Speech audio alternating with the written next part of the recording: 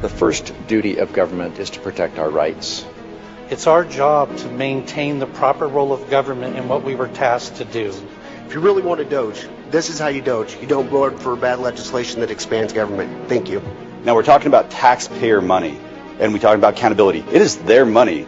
This isn't a government program we're actually spending on. We're actually giving it back to the people of Idaho. There's other options for making our ballots more secure, such as using watermarks or putting holograms on the ballots. And I think that that's what we need to look at more, is trying to get back to what we used to be, where our churches and our families took care of each other instead of relying on the state. I asked the question rhetorically, if we gave them another $1 billion, they wouldn't be happy. Well, we've given them $2 more billion, and it's not enough. We need to start making Idaho first. We need to start making America first. Other states like Texas and Florida have enacted similar laws to address illegal immigration, both locally and in their communities. And Idaho has the right to protect itself when the federal government has failed to do that. COVID presented us with quite the enigma. We didn't really know what it was or what to do, but that is no excuse to violate the rights of the citizens of the state of Idaho. Say vote no on this and let the teachers teach and quit bringing in coaches to teach the teachers to teach, and let's get education going again in Idaho. I don't know what's coming after this current administration for the feds, and we need this law because our federal laws on immigration have failed. Mr. President, I think it's incumbent upon us to allow parents to use their hard-earned dollars to provide what's best for their children. If I was looking at a business and I was looking at these figures, there would be heads rolling because this is unsustainable. My concern is that the resilience of Idahoans who believe in self-reliance and self-responsibility will be eroded. We need to be protecting our First Amendment rights, not inventing ways to slowly chip away at them. The First Amendment and our freedom of religion, freedom of speech are our first liberties. They are so important. We don't have the rest without them. Yeah, watch it. Come on, guys.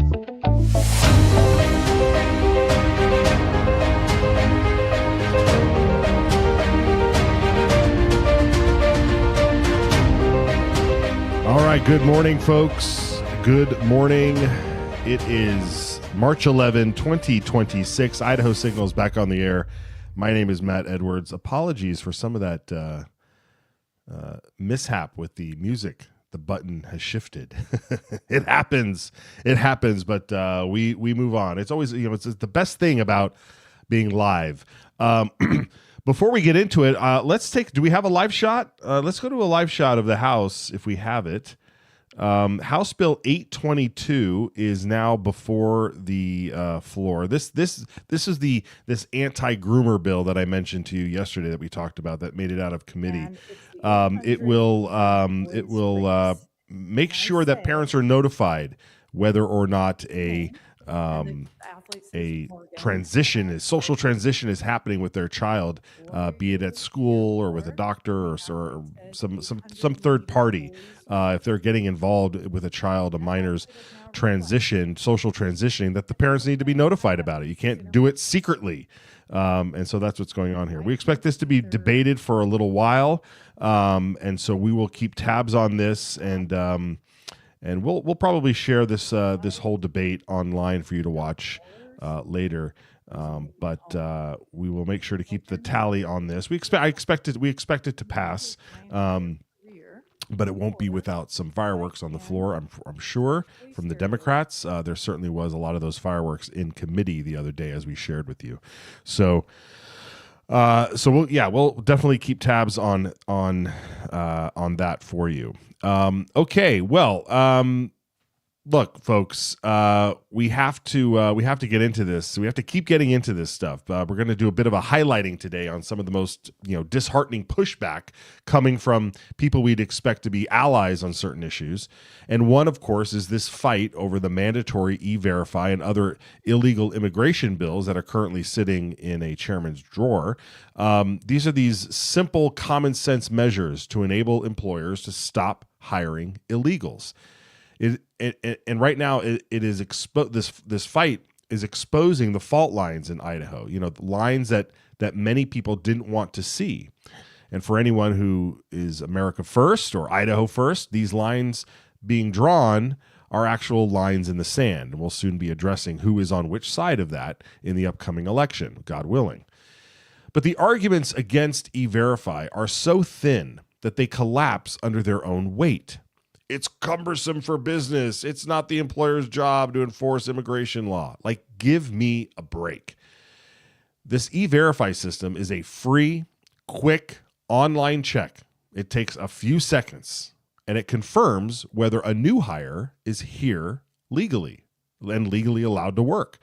And if you're legally allowed to hire them. You're not playing Border Patrol. You aren't suddenly an ICE agent. You're complying with federal law, which protects legal Idaho workers from wage suppression.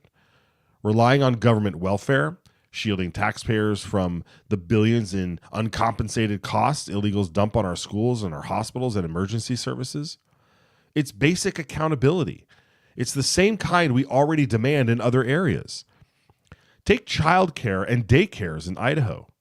State law requires that these private facilities, that they run background checks on every potential employee to make sure that they're not hiring child molesters or abusers that could harm children.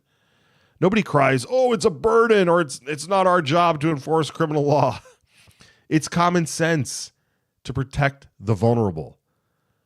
So why the double standard here? E-Verify does the exact same thing. It verifies during the hiring process to prevent harm. In childcare, the harm is to children. With illegals, the harm is to our economy, our communities, and our sovereignty. So if you're okay mandating checks to keep predators out of daycare, but you balk at the idea of keeping illegals out of the workforce, your logic doesn't hold water. Unless, of course, your real position is some sort of Cato Institute libertarian fever dream of complete open borders. Hey, and if that's you, own it.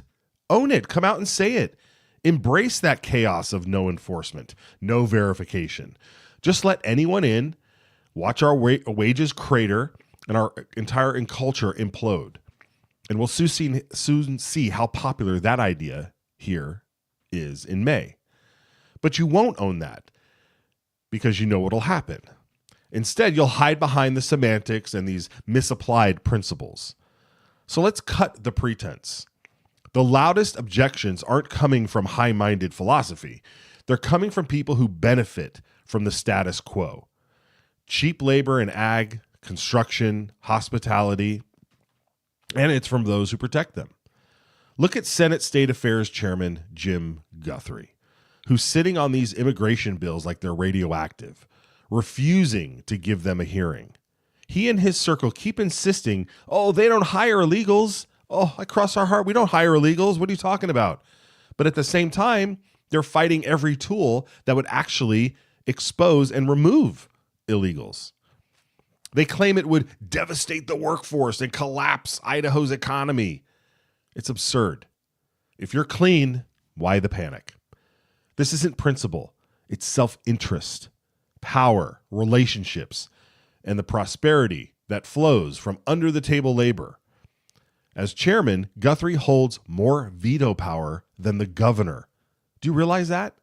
Governor Little can veto a bill, but the House and Senate can override him if they've got enough votes. Guthrie, he just buries it in his drawer, disrespecting the other chamber, his colleagues, and the conservatives who sent them there expecting action. It's arrogant, it's obstructive, and it's a slap in the face to every Idahoan who wants secure borders and a fair competition for legal workers. This kind of gatekeeping has to end. Chairman Guthrie needs to be replaced. And to Senate Leader pro tempore Kelly Anthon, it's time to stop acting like a cautious establishment figure, married to procedural tradition, and just start acting like a fighter. Instead of modeling your Senate leadership after John Thune and Mitch McConnell, how about a little more Stephen Miller, or one Donald J. Trump instead. It's time to tell Guthrie, you're fired. Strip him of his committee. He's not going to be there next session after losing his upcoming primary, right? So you might as well just screen test a few senators now for that position. The people didn't build this conservative majority so you could let one man veto popular reforms from an ivory tower. Remember, the only reason that you're in Senate leadership, the only reason you're in the position you're in now, is because the last pro temp, Chuck Winder, he stripped two conservative rock stars of their vice chairmanships because of social media posts. And after that, 16-year incumbent Winder lost his reelection by 5 points. So don't think that that can't happen in your district. So are you more outraged by mean tweets than the illegal immigration crisis happening in our state? Which is it? Well, folks, right now, the CIA PAC is putting boots on the ground for election season. Okay? Our knockers are already chipping away at the 100,000 door promise for 2026 across the state. This is real grassroots. It's door-to-door conversations with voters. And if you want to help amplify that effort and make sure conservatives who actually fight get backed, then head on over to CAIPAC2026.com and get involved. This is the long haul. We didn't get here overnight, and we won't fix it in one glorious day. But with coalitions holding strong, we're in a mightier position than ever. And yet, even in our own ranks, there are moments that sting. There's trusted voices who are supposed to be champions for our priorities. They're suddenly going quiet. Bills that should be moving are just sort of sitting there, gathering dust. After all the work to build up the numbers, to secure leadership spots and chairmanships, that kind of hesitation, or worse, double-crossing, it hits hard. We conservatives, we tend to lead with our ideology, right? We meet somebody who shares our values of honor and integrity, loyalty, patriotism, and we initially trust each other, like instantly. I think it's one of our biggest faults, though, that naivete born from assuming that everyone's principled just as much as we are. But humans are fallen. So the veils lift, and suddenly you see self-interest peeking through. It's a humbling moment, a reminder that even in our own ranks, that power can corrupt. Which brings me to the bigger picture. I used to say that there are two types of legislators in Idaho. Those who get elected and suddenly think that they work for the governor or the bloated agencies, right? They bend over backwards to protect the bureaucracy. But then there are those who remember that who they really work for. You, the people. And they go there to defend our rights against government overreach. But there is also a third, and perhaps it's a mix of those two. It's the stockbrokers of the Capitol, trading bills like they're playing Wall Street. They'll horse trade a vote here for a favor there, cashing out with the highest return so they can trot back home and crow in their district to get reelected. It's very much Wolf of Wall Street attitude, the types. So it's not really about principle, it's about portfolio building. I'll back your medical freedom bill if you kill my opponent's union bill. Sound familiar? It's how the sewer operates in D.C., and it's no different here in Boise. These aren't guardians of liberty. They're day traders in policy, prioritizing re-election swag over real change.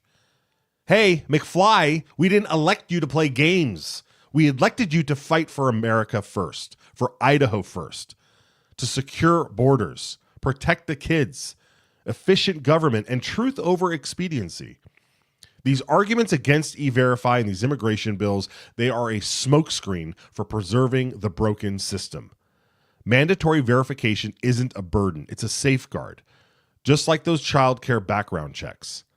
It protects legal workers, saves taxpayers, and upholds the law. If you're against it, own your open borders stance, or admit that you're protecting special interests. Chairman Guthrie, the clock's ticking.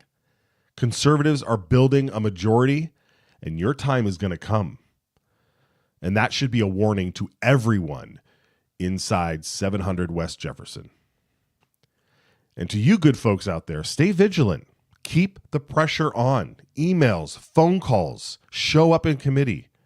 Because if we let this slide, that long haul, well, it just gets longer. That's all. Because we are not backing down. And one other person that does not back down in any of this is out of East Idaho is Brian Parsons. Brian Parsons joins me now. Hey, brother, it's good to see you. You put out an article yesterday on your website with withdrawing consent that tackled a lot of this issue about chairmans using their drawers to just basically veto a bill and not give it any daylight. I know it's personally happening to you, but we're also seeing it with this immigration. Walk us through a little bit of what your article is about and what you hope to highlight. Yeah. So can you hear me? Yeah, go ahead. Yeah. All right, great. So, yeah, it was just complaining, about Guthrie holding the 4 immigration bills that have been sent his way, obviously intentionally. We have a candidate here in Dave Worley, and David's he's a good guy, and I like his chances. This is always a fairly close district. It's probably split fairly evenly. That you got a good bit of Chubbuck, which is North Pocatello, in there, in addition to a lot of farmland.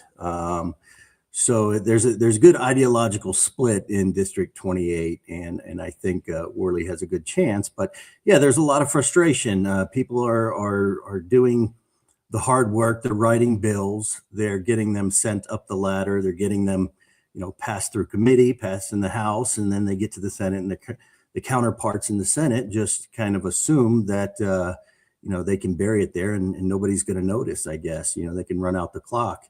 Our challenge, a bill that we've been trying to get through, is a little bit different because we can't get a print hearing at all.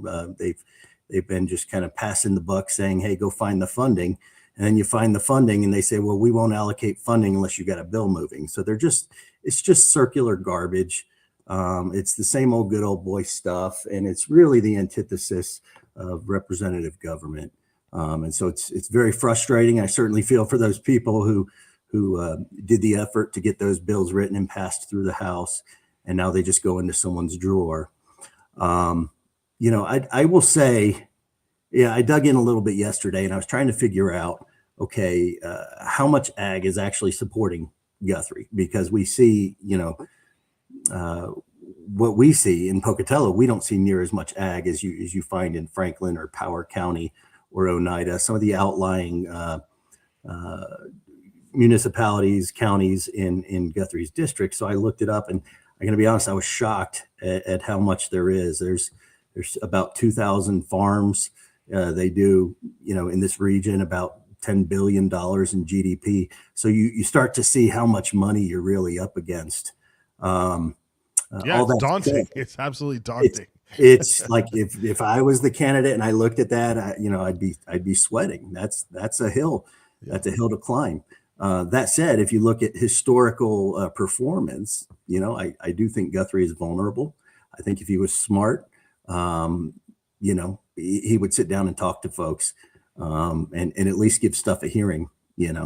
I think that's the point of representative government. They need to be debating these things and not unilaterally deciding. He needs to represent the entire district, right? Not just the farmers. And the way that he can represent them is he can go before the people, and he can go before these committees, and he can explain their position and why these bills are detrimental to the region. And then he can cast his vote accordingly. What he should not be doing is burying bills without debate. Yeah, and that's exactly it. Like, make the case, right? Like, make the case. In my opening remarks, I'm calling out that a lot of their arguments are weak because I don't think they're truthful. I think they are from one side of their mouths, they're saying that they don't hire illegals, that they go through the H-2A process, and the federal government needs to do a better job to allow more immigrants to qualify so that they can hire them. But at the same time, they're saying if we implement laws against illegal immigration, that the industry is going to collapse. So you know right off the bat that they're not being truthful here. And if they were being truthful, and the other side saying that they are for open borders, they are the sort of folks that just need, we just need to have unfettered access to the market for people from all over the world, so that way we can have the cheapest amount of goods and the cheapest amount of labor, and everybody will thrive from it. But we know that that's not true. We know that was not how this country was built, and so we have we're not dealing with honest people here. Yeah. And one of the things that I mentioned in that article is, we have to look in the mirror a little bit, and we have to take some personal responsibility. And what I mean by that is, for so long, my parents and my grandparents, they didn't want us out working in the fields like they did. I like to tell people, when my grandfather came back from World War II, he drove from Columbus, Ohio out to Idaho, and he worked the fields for Green Giant. Earned enough money to buy an engagement ring, and then got married to my grandmother when he returned. And so, our parents and grandparents didn't want those things for us, right? They wanted to send us off to college, which, 50, 60 years in, after the Stafford loan programs and stuff, and we find out how much of a scam that is, right? That's just a cash cow. And now all of a sudden we're having to look to trades, and we're having to look to manual labor and find the dignity in that sort of thing. And you look at what AI is doing, and it's eliminating a lot of cognitive and cerebral jobs. And, so we do have to take a little bit of blame, but at the same time, we have to, find the dignity in working on a farm, or or even in implementing and advancing technology, so that, you don't need as many manual laborers out in the farm. So it's a conversation that has to be had. The problem is they're not willing to have it, right? They say, no, we want illegal labor. So. Right. And your point about the AI and the automation and the future, like what industries are our kids going to be getting into? What is going to be available for them out there? And if we're supplanting that availability with illegal labor or cheap labor, we're setting them up for failure, because I don't know any kid. You take any kid out of the city, and you bring. I remember I grew up in the suburbs, and we would head out to my aunt's farm, drive 3 hours to spend the week there during the summer. And it was, talk about core memories, talk about, it's in our DNA as Americans. We are a nation of farmers. We are a nation of ranchers. We are a nation of people who built things from the ground up, from nothing. And sure. I just see us robbing our children and grandchildren of that experience. And so go into a little bit more about what you're seeing with automation and with AI and the things that are not going to be available for our young ones. Yeah, sure. So, my background is in advertising. I've worked for 15 years for agencies, and I've worked for myself. And, it's interesting, because so I went from Yellow Page advertising, right? So I saw like the lowest of the low, to online and digital advertising, and I saw the impact that had, especially for small businesses. And I said, wow, this is the future. And that was like 15 plus years ago. And so I shifted in that direction, and that's been where my experience is. And when you needed to run ad campaigns, everything was done by like an ad analyst, almost like a day trader who sat and every time you see an ad online, it's an auction format, right? It's people actively bidding for that spot. Well, then it became, machine learning, and the machine started doing that part. So that job goes away, but you still needed salespeople, right? So you needed people in local communities to connect Silicon Valley with Chubbuck, Idaho, right? And so you had a sales force. Well, then they invented this product, this Maps product, right? And you could just go, you could just go sign up. You probably get spam calls all the time. Your Google business listing has not been cleaned, blah, blah, blah. Right. Well, so they figured out, right? They could get people to connect themselves to Google. And now all of a sudden you didn't need local sales communities. You just created a free immediate pipeline to Silicon Valley. And so now the sales part is eliminated. So, and the other aspect that I've done is a lot of front end web development, and now a lot of that's going away. I mean, I went into to AI a couple of weeks ago, and I said, build me a website. Here's what I want it to be called. Here's what I want it to do. And instantly, like within 30 seconds, it built a website with the functionality that I wanted, and it still could, it needed to be cleaned up, but it was like the work that it did in 30 seconds would have taken me a week, just databases and backgrounds and images and all kinds of stuff. So I certainly do know that mastering AI is also a job in and of itself that has a learning curve. But if you're somebody who's sitting there thinking, oh, well, then I'll be able to just maximize my client list by being able to create websites, 100 a day rather than the one a week. I don't know how realistic that is, considering the advancements of all of this. So yeah. Well, your ROI is going to be terrible if that's the case, right? So if you're doing 100 websites a day, you're going to be doing it for like 99 cents. So, yeah, it's yep, that's very true. All right, well, Brian, you're also the vice chair, correct, of the Bannock County Central Committee for the Republican Party. What is when you see your elected officials, when you hear from your PCs, when you hear from party people on the ground about what folks like Senator Guthrie are doing, what is the sentiment? Is there anything that you guys try to pay attention to, or try to enforce, or try to get in touch with Guthrie and figure out who is he really representing? Because he's a Republican. Yeah, for sure. It's interesting. You were talking about like bill trading and stuff. Oh, you support mine, I'll support yours. Well, I've tried it, right? I've tried reaching out to these people and saying, hey, listen, I'll help you out, but I need you to listen to me. And to be completely honest, it just falls on deaf ears. You reach out to these folks, they don't really represent you. We see these people at local swap meets or just running around town, and you try to have a conversation with them, and it's always deflecting responsibility. So how much these people actually represent you, I don't know. I don't know. They might live in the community, but they're not necessarily of the community. That sort of thing. So. The sentiment in terms of the Central Committee, I can tell you, at least, I'd say good conservatives hold a majority of seats, and everybody would be pretty upset about it. I think there are certain tools available to the party where parties, have censured elected officials and things like that in the past. And, here in East Idaho, that's a contentious deal, when Bonneville County tried censoring folks, it backfired big time.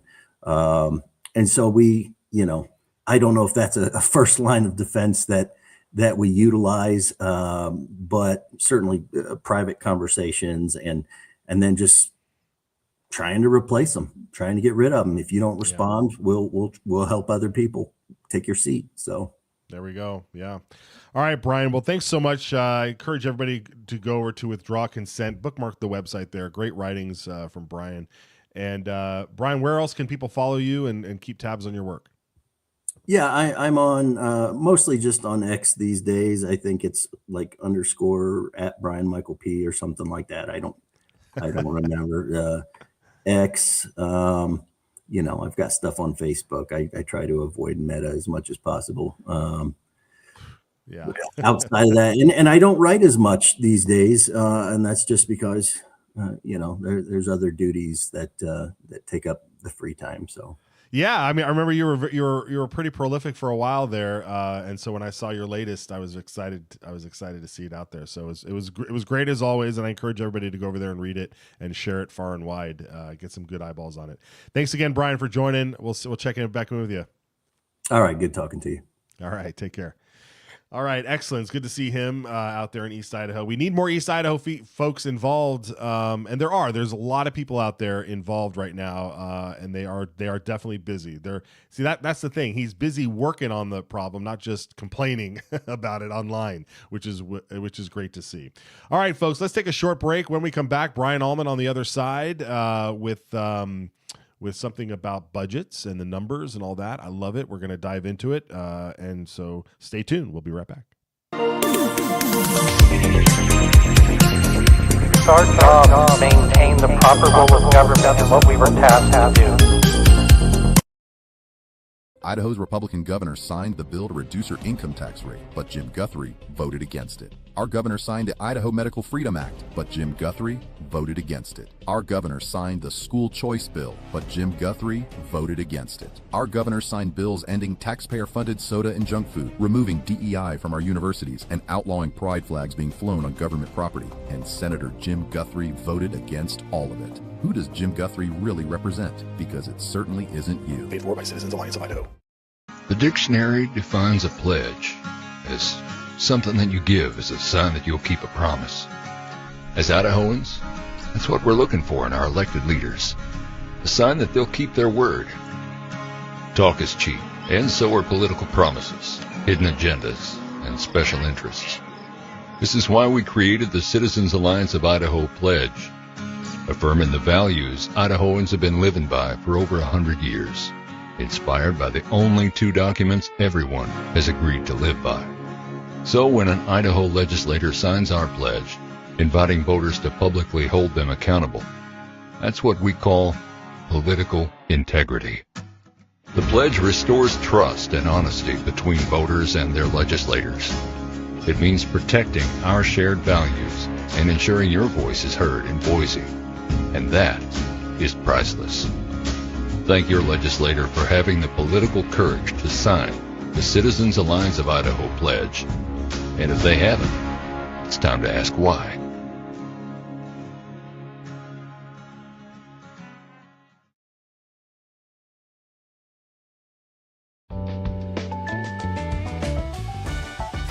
All right, folks, there it is. That's the vote tally for House Bill 822, the stopping the secretive transitions, being able to making sure that we notify parents if there is some sort of social transitioning going on. If you're a third party and you're aware of it, you got to call the parents. This is crucial stuff, folks. This is crucial stuff. This is our kids. It was a party line vote, apparently, there. It looks like all the Democrats, including Jack Nelson from District 26, the registered Republican who is retiring. And he's just going to say, you know what? I'm all in with the Dems, as I usually am. Once again, Birch missing this vote. It's so fascinating. It's really fascinating to watch which votes Birch is not showing up on. He's the Democrat out there in that little swing district. There's folks out there during the last election in 24 that had Trump signs and Birch signs in their yard. Let's bring in Brian Allman. Brian's at the Capitol now. You've heard those stories, right? Steve Birch voters having Trump signs and Birch signs, and he conveniently misses some really important votes that might piss off a Trump voter or two. I actually did some canvassing last in 2024, and I met some Birch Trump voters. I don't quite understand it, but then again, I'm plugged into this world, and most people are just out there. And he's this nice guy who comes up and knocks on their door and says that he agrees with everything that they believe, and so they think, great, I'll put out a sign. Yeah, that's pretty much it. And then he gets away with not voting on certain bills like this one. Right. Okay, let's get into it. You're at the Capitol. You shared a photo. Do we have that photo? These were the protesters outside while 822 was being voted inside. Yeah, they're actually, I can actually flip my camera, I think. Oh, they're still there? Yeah, Get a right live down shot? there. Hey, there's the live shot. Yeah, well, they've grown a few. Oh, now we have. There's well, now about that- 20 people down there. They looks like the average age is about 75, and it's mostly the usual suspects. Yes, definitely the usual suspects. Yeah. Okay. Anyway, they've got enough airtime. So, yeah. Well, just one more thing on this bill. I wanted to mention. So you played yesterday the protesters who were at this committee hearing for House Bill 822, and they were very angry. The Democrats apparently wanted to file some sort of complaint, as it were, about the way the committee was handled. They felt that they didn't get enough leeway and enough debate, as if that was going to change any minds. After the conclusion of that vote, Representative Rubel, the Democratic minority leader, she moved to include a minority report with the House Journal. Jason Monks, Representative Monks, the majority leader, he moved to suspend the rules and allow that the report not be included. And that came after about a half hour of being at ease so that they could caucus. So they were preparing for this moment. Who knows what it portends? I don't know if if the Democrats are going to go even harder on trying to use procedural motions to slow things down.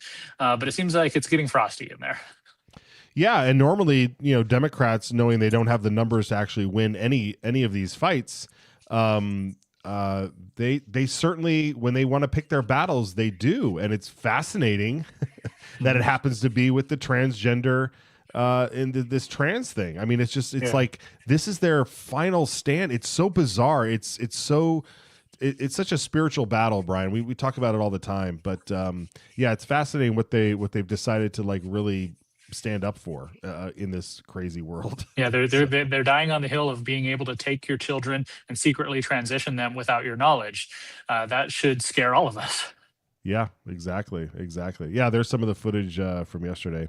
Okay, all right. Well, let's shift gears here a little bit because yesterday you released an article over there on Gem State Chronicle. How much is Idaho really spending? Because speaking of Democrats and a few Republicans, they've been making the case that our spending is actually, even though the dollar amount has gone up, it's actually in line with inflation and population growth, perhaps. So when adjusted for inflation, we're actually flatlined here. Can you go into what you've discovered and what the argument is? Mm-hmm. Yeah, so this gets a little bit wonky, but I think it's really important for people to keep in mind. If you look at just numbers, how much the state government spends, it's gone up quite a bit, spiking especially in 2021, 2022 with all the COVID money from the federal government. But then the Dems come back and they say, well, actually, it's if you account for inflation and population growth. So if you do per capita, that's per person, and account for inflation, so just adjust based on that inflation rate each year, which remember, we had 9% inflation during the Biden years. Then it's flat, and they're right. But what they're not telling you, and they were spreading this graphic around before our town hall meeting a couple of weeks ago in District 14, where we have both the JFAC co-chairs in our district. So they were preparing people with these talking points. What they're not telling you is that this is just general fund. General fund is your sales tax and income taxes that go into the state government and is used to pay for certain things. However, there are other funds where the money comes from. There is dedicated funds, which is hunting licenses, fishing licenses, highway taxes, everything that has a specific use. Those are called dedicated funds. And then there's federal funds, which makes up over a third of our budget, and that's things like Medicaid or certain public school funds, certain highway funds, a lot of federal money. I did an article a couple of months ago about the cost of all this free money. Not only is it our tax dollars, but it takes our state employees time to apply for these grants, and then they have strings attached that shape our policies. So it's definitely not just it's not flatlined. If you take into account federal spending and per capita or dedicated fund spending, that per capita inflation adjusted rate actually is going up, and I think that's important for people to remember. Yeah, and I think we have those graphics popping up below where you kind of show that there is some growth happening down further in the article. There, the graphs pop up, but the one of the things that I wanted to note, and I lost your article. Here it is for people to understand, that these three buckets are general fund, dedicated funds, and federal funds. those three buckets aren't the only things either being counted or sometimes not being counted, right? I mean, there's this other bucket of continuous funding, which which somehow, for some reason, is some of those continuous funds don't fall into these numbers, correct? Correct. And this is something that Fred Birnbaum over at Idaho Freedom Foundation has been doing a lot of work on. And he pointed me to this report that was presented to JFAC in one of their fall sessions last year that actually shows how much they're continuously appropriating. It's because the state law that says that the legislature has to appropriate any money that's spent. Well, they do this little trick where they move it over to continuous appropriation, and it doesn't appear in the legislative budget book. So all the stuff that JFAC behind me is debating, they're not actually debating these continuous appropriations. They've moved them off the books, and they're just kind of tallied separately. And I was surprised to see the pie chart. The pie chart looks very different when you account for this continuous appropriation. It's something like $4.6 billion on top of the existing $14.5 billion budget. So that's still even more money that our state government is spending that the Democrats and some of their Republican friends want to claim is not happening. Yeah, exactly. And so you have here that the total 17.6 billion, that total there, and this comes from the LSOs. This isn't your total. This is the LSO's total. That 17.6 is our true number of spending, not the one that you look on when you look at the budget graph on the front page. Exactly. So the amount of money that state government spent in fiscal year 2025, which was July 2024 through June of 2025, was 17.6 billion, whereas other places you'll see a number that's more like 12 billion or 14 billion. So the way the numbers work, you can twist them to try and say whatever you want. So you get the Democrats who are trying to say that, well, state government spending really hasn't gone up, but they're doing that by ignoring dedicated funds, federal funds, and these off-book continuous appropriations.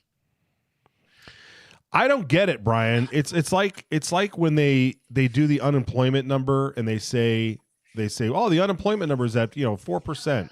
But actual unemployment is more like 7, 8, 10%. Where the people that have left the job force, not people who are looking for jobs that are still out of work, but the people who've decided I'm no longer going to work anymore and just be on welfare and not even try to look. Like, that's the real unemployment number. So what you're saying is when we go to look at the front page of the budget, we go, that's our budget. Oh, it's up. It's at $15 billion or $13 billion. No, if you actually want to count all of it, it's $17.5 billion. Yeah. I mean, do we have a record of what the budget was, I don't know, 5 years ago when you include all of the continuous funds? I mean, this is kind of like, how do we know? We don't even know what we're talking about. Once again, no clarity. It does make it hard to compare apples to apples. You go back and, some of the things that were on book before, they've been moved off the book since. Fred did a whole article last year about Lava Hot Springs, how it used to be included in the budget and the appropriations, and then they shifted it off the book. And now it doesn't appear in that number, and it's in this other number. So it makes it hard, for somebody like Fred, who's done this for his entire life and has forgotten more than I'll ever know, or somebody like me who's spending a lot of time trying to do it now, it's confusing enough. But for the average voter who's just reading the headlines and saying, oh, how much are they really spending? How much of my tax dollars are going to this or that? It's tremendously confusing. And I'm doing my best to try and explain it so that people have an actual baseline to go from. But it is a complicated subject. And I guess the bottom line is that spending has increased. They are continuing to grow government with our tax dollars. And so cutting it 5% this year, cutting it 4% next year is not the end of the world. It needs to be done. Oh yeah, well that part absolutely needs to be done. But I would also contend this isn't rocket science to figure out that they have been leaving out the continuous funds portion of the pie as if it's just ongoing. It's our money. It's just in fact, this is probably the money that we have to be concerned about the most because it's continuous. Is it never checked? I mean, my last question, Brian, is continuous funding ever looked at by JFAC at all? Who pays attention to it? That's, I think, the $1 million question there, or in this case, $4.6 billion question. Remember the trouble we had with Representative Harris's bill to try and get some accountability for school funding, and that was just for a small portion of this. You look at that screen there, we've got $1.7 billion for capital fund projects. And I understand why they do it, because it's okay, we're going to spend all this money on this project that's going to take 10 years. Let's just not debate it every year. But then that takes it away from attention and oversight. Are they spending the money properly? I have no idea. Do the people in JFAC have any idea? This was presented to them during a fall session where they met for a couple of hours on one day last November. Is it factoring into their debates on bills this year? They have enough to worry about without thinking about, well, what about all these off-book spending? Where's that going? Wow. Frustrating indeed. All right, Brian. Well, we'll keep tabs on this, of course. I mean, this was a fantastic article, guys. Please head over to gemstatechronicle.com to find this article. The title of it, How Much is Idaho Really Spending? Yeah. Mind-blowing. Absolutely mind-blowing. All right, what's on the rest for the rest of your day here, Brian? What are you working on? Well, the Sackett family, who won their case against the Supreme Court on property rights up in your neck of the woods, they're giving a presentation right now in the Lincoln Auditorium, so I'm going to head there and see what they have to say. Excellent. All right, well, if there's some good news, we'll hopefully hear it from you. Thanks again, brother. We'll see you next time. All right. Okay. All right, folks. Yeah, please. Really important to do that. Read this article. Go read the stuff that Fred Burbaum has put out about this too. It's over at the Idaho Freedom Foundation. This is the kind of stuff that, like, you think, oh, we're going to talk about budgets. It's going to be boring as hell, and like, how do we really know what's going on? But when it's clear as day like that, when you show, do we have the front page of the budget? What's that? When you go to the budget page. Maybe producers can find that. Where it shows you. It just kind of shows you how the budget has been going up over the years. And if we have that, we'll show it to you at the end of the show. But first, we have to show this article. Let's show this other article first, guys. Over at the Texas Public Policy Center. The Texas Public Policy Center is going to challenge the federal machine gun ban. So, as you know, machine guns are you can't own a machine gun. The normal, everyday person can't just walk into a gun shop and buy a machine gun. Of course, obviously, there's certain states and I think maybe only Nevada where you can try and get your hands on one if you have a special license and so forth. But all in all, across the country, there's what is a machine gun ban, and it's only been banned since I think the 80s, really. But Senator Josh Cole presented a bill recently and got it printed in our legislature. And what are we calling it? We're calling it oh man, I forgot what I was going to call it. It was really good. What were we going to call it, guys? The automatic trigger bill. I don't know. I screwed it up. I'm sorry. Let's bring in Josh. Maybe he can help out. The fully automatic trigger law. There it is. Hey, Josh. Good to see you, Senator. All right. So this is Senate Bill 1349. And you're looking to just sort of ride the wave should this lawsuit be successful. Tell us about it. Yes, sir. 1349 is a machine gun trigger bill. And sometimes people get confused with the term trigger, but in statute, when we call something a trigger bill, that is setting up events in the future that would trigger legislation to go into effect. And what this bill does is prohibit government from regulating fully automatic weapons in the event that the federal ban is struck down. So obviously, looking forward to that event happening, and it's important that we set our policy up now while the emotions are not running hot. Because as we've seen with the pro-life issue over the years, the time to act is not as soon as the Supreme Court strikes down Roe v. Wade.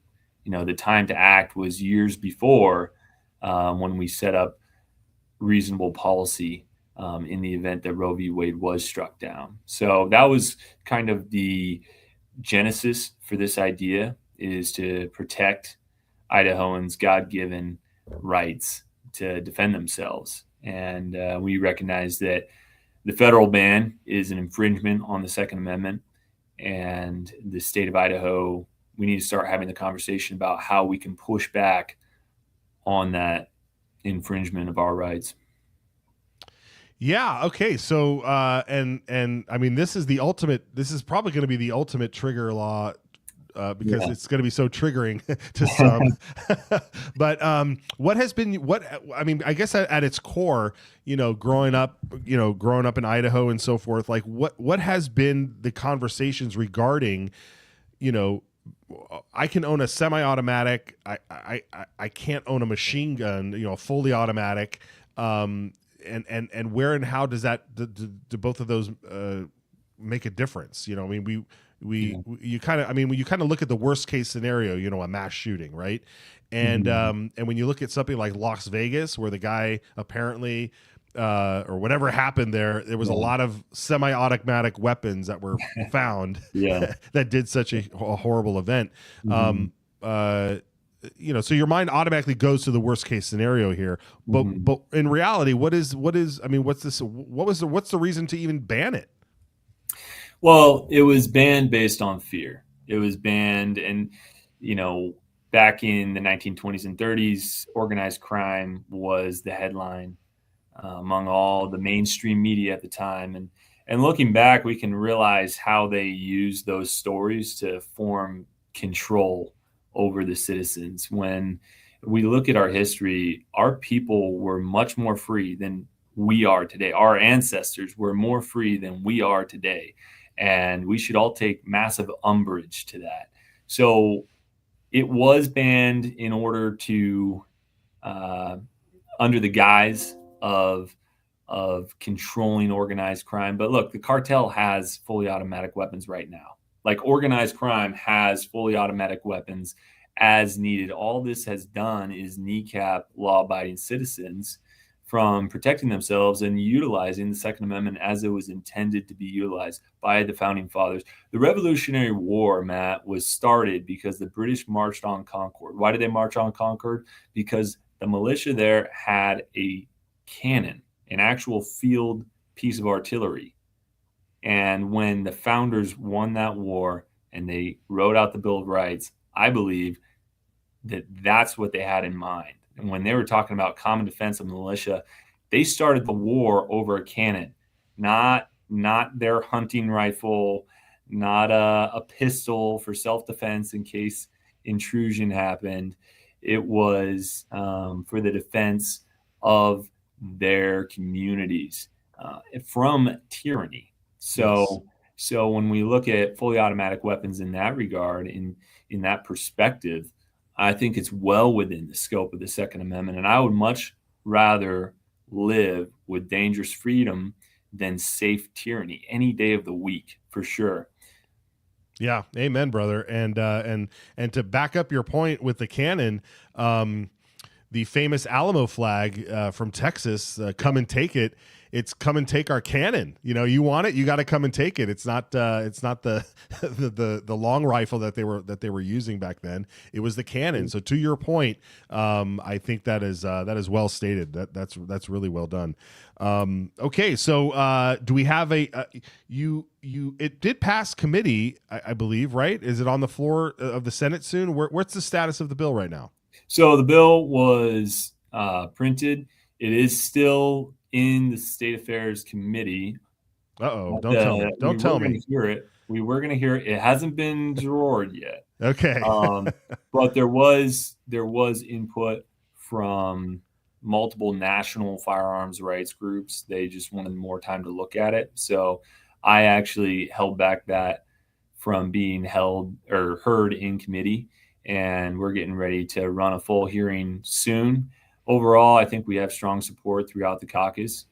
Republicans recognize, many of them, at least the ones that I've talked to, recognize that fully automatic weapons never should have been banned. And I'm excited to see this lawsuit that you mentioned coming out perfect timing. And we foresaw that this period with the makeup of the court, this is the time for Second Amendment activists and enthusiasts to push hard, because we have a favorable makeup within the court. We have sitting justices who have already opined on the Hughes Amendment and really the overreach that it is. I think what we need to do is start pushing legislation that prepares us for an overturn through the federal court system of this law. And also beyond that, once we've established those trigger protections, let's start moving in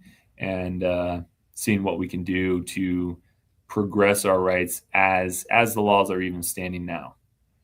Excellent. All right. Well, we wish you luck with the bill. We'll definitely be keeping tabs on it. Thank you. Yeah, real quickly, I want to play a clip from the Senate floor. Pardon me. This was earlier this week. You stood up and debated in favor of House Bill 583, the short-term rental bill. Guys, go ahead and roll that clip.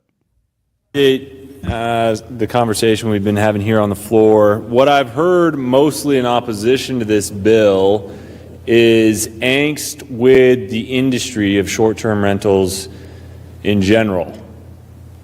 And I don't think that adding specific regulations so that we can engineer demographics within our city is the right way to do things. What this bill is about doing is creating a level playing field for regulations. If you want to add a regulation, let's just make sure that all property owners are under that same regulation. This is about fairness in the marketplace. I think we get ahead of ourselves when we talk about how essentially we don't like what short-term rentals are doing to communities, and so we're going to kneecap them with regulations that hurt the businesses. That's not the Idaho way of doing government regulation. And I think this bill does strike a nice balance, providing property rights to Idahoans. Thank you, Mr. President. That bill passed out of the Senate, thankfully, and it heads to the governor's desk for signature. Josh, I wanted to highlight this, not just specifically for that bill, but just as a point of reference to folks out there that, earlier in the broadcast when I had mentioned there are two types of folks who head down to Boise to legislate, and it's one thinks that they've been elected to work for the governor's office, and the other know that they work for the people, and they're there to help prevent government overreach. Though what you said down there on the floor just cut across so much of that, because it was here you were at the state level trying to protect people from overreach at the local level. Talk to me about your mindset and how you keep that from how do you because some people go there with the same mindset and then they lose it. Well, thank you. I appreciate that.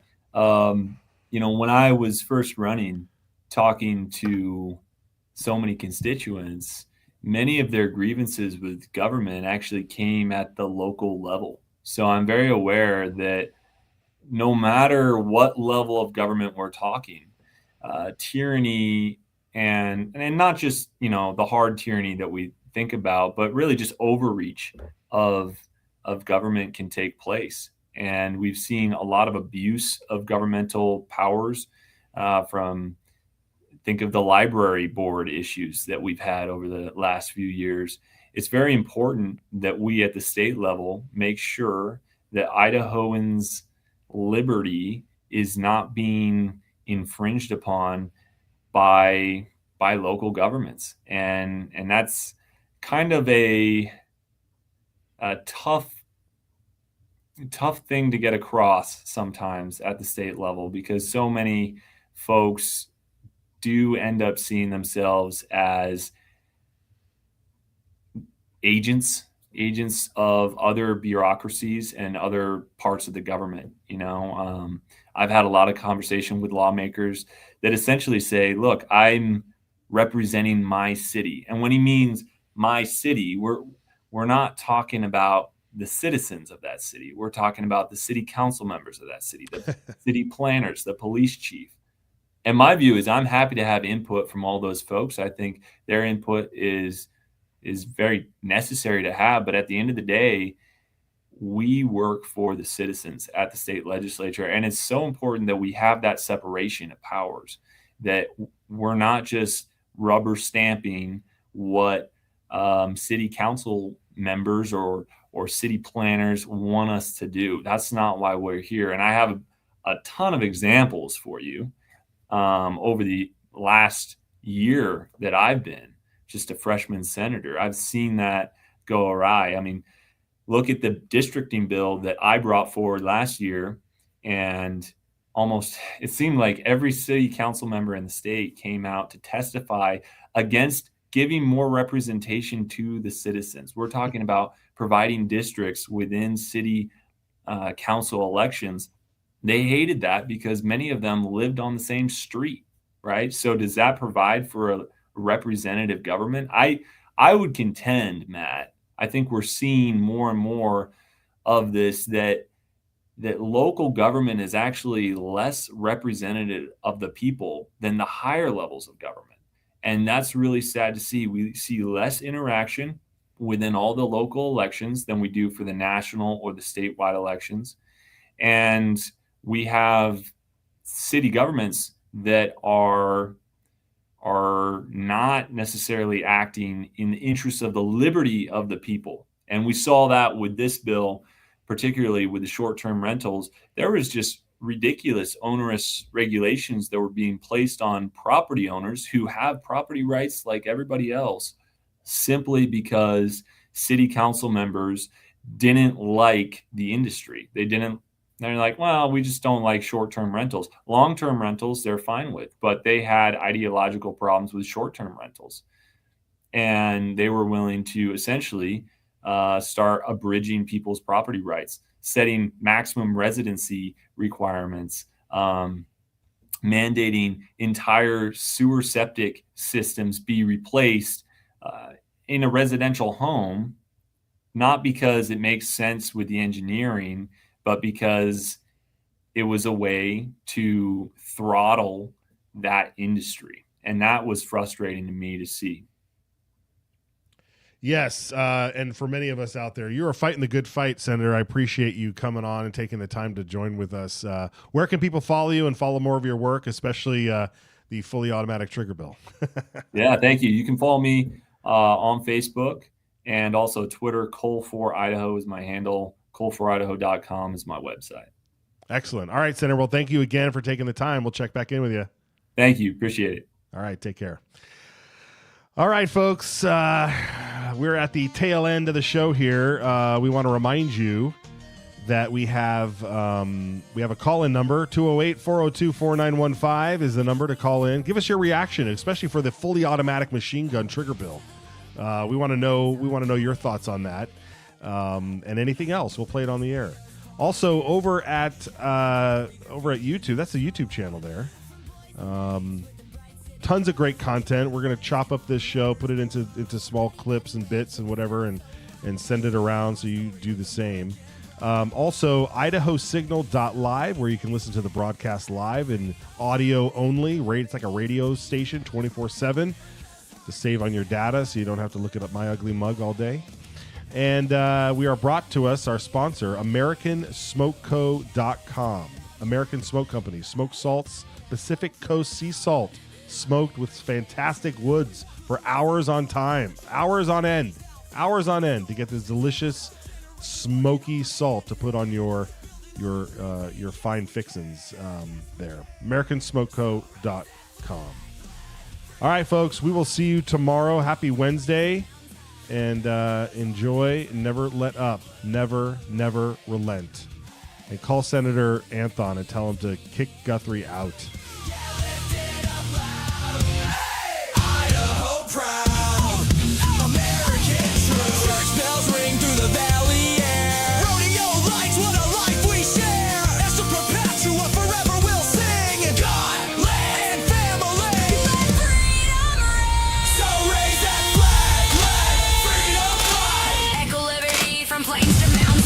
America's heart beats red, white, and blue.